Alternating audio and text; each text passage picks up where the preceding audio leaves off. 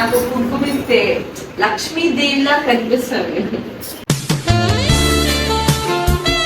నీకెందుకు రా ప్రతిదానికి వాడి ప్లేస్ లో నన్ను ఊహించుకొని నవ్వుకుంటున్నాను.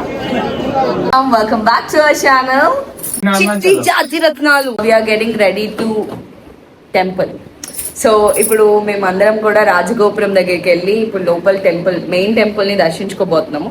ఏంట్రా నేనే వాగాలా, మీరు వాగరా? నోటికి ప్లాస్టర్లు వేసుకున్నారా? సరే నేను మాట్లాడాను సార్.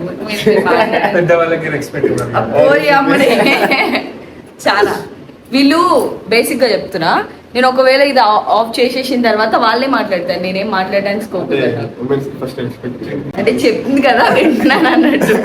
అతి వినయం దున్నపోతు లక్షణం రా. సో ఈ రోజు మేము ఎంత హడావిడి చేస్తాము, ఎంత ఎంజాయ్ చేస్తాము ఏంటి అన్నది we're getting back to the Hyderabad. మాత్రం హైలైట్ చేయాలి ఫస్ట్. నేనేం పాపం చేశాను, నాకే ఇన్ని కష్టాలు వచ్చాయి.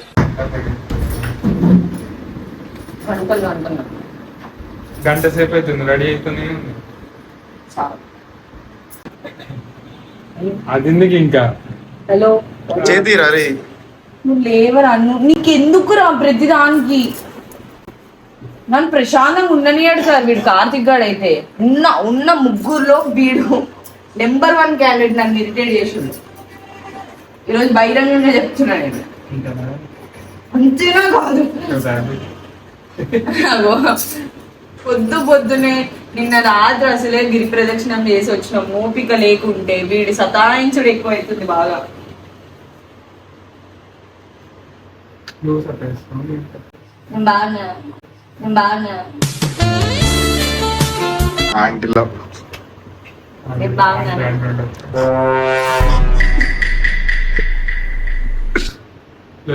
ఏ కత్తు దొరికితే దైవ స్థలానికి వెళ్తున్నాం కాబట్టి వదిలేస్తున్నాను, కానీ నా కొడుకై పడిగైతే పెట్టు నా కొడుకు పెట్టు. నాకు కుంకుమిస్తే లక్ష్మీదేవిలా కనిపిస్తుంది. నాకు కుంకుమ కావాలి ఇప్పుడు. వేర్ ఇస్ కుంకుమ? వేర్ ఇస్ కుంకుమ?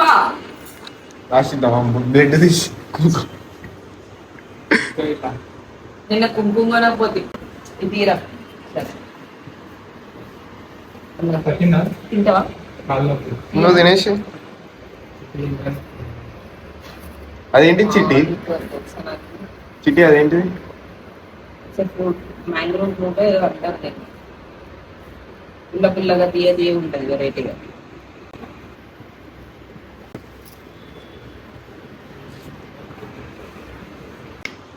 కుట్రా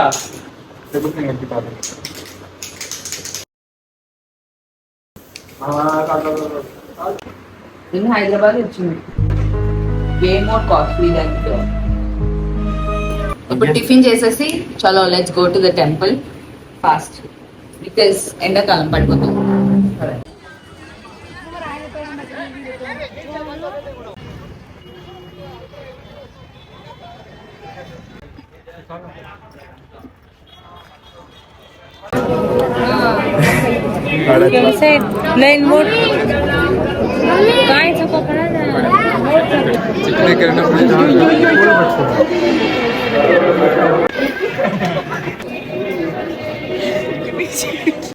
వాడి ప్లేస్ లో నన్ను చూసుకున్నట్టు వాడి కోసం నవ్వట్లేదు, వాడి ప్లేస్ లో నన్ను ఊహించుకొని నవ్వుకుంటున్నాను.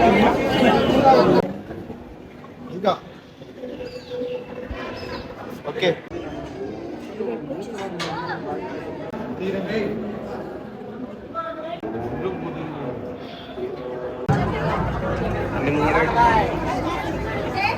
అవన్నీ చిట్టివే.